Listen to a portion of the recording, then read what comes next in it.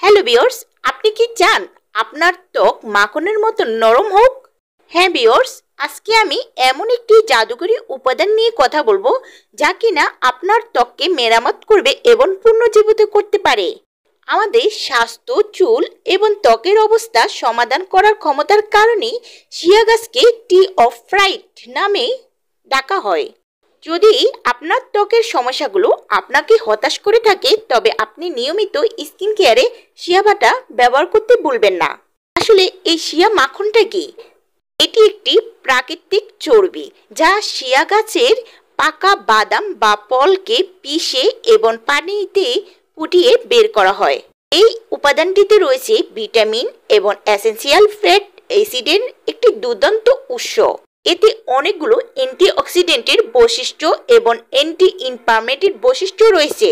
এটি ত্বকের কোলাজেন উৎপাদন এবং সূর্যের আলো ইউভি সুরক্ষা নিখুঁতভাবে কাজ করে। এর মাখনযুক্ত টেক্সচার 60% ফ্যাট থাকে, যা এটি ত্বকের প্রবেশের জন্য আদর্শ করে তোলে। এছাড়াও শিয়া মাখন প্রাকৃতিক ময়শ্চারাইজারও কাজ করে আমাদের ত্বকে। সাবান, লোশন, হালকা শ্যাম্পু বা শেভিং ক্রিমের মতন প্রাকৃতিক পণ্যগুলোতেও যোগ করা হয় এই শিয়া মাখনকে।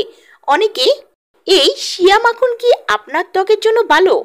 অবশ্যই হ্যাঁ, এই মাখন ত্বকের জন্য সত্যি চমৎকার একটা কাজ করে।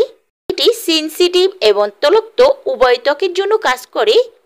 ত্বককে রোদে পড়া থেকে রক্ষা করে, ত্বককে হাইড্রেটেড করে। আপনি এটি আপনার হাত, মুখ, শুকনো দাগ বা পাটলগুলোতেও ম্যাসেজ করতে পারেন। এটি অ্যান্টি ইনফ্লামেটরি সমস্যাগুলো অ্যান্টি এজিংয়ের জন্য দুর্দান্ত একটি উৎস। আপনি কি জানেন এই শিয়া মাখনটি আমাদের ত্বকে খাবারের মতন কাজ করে?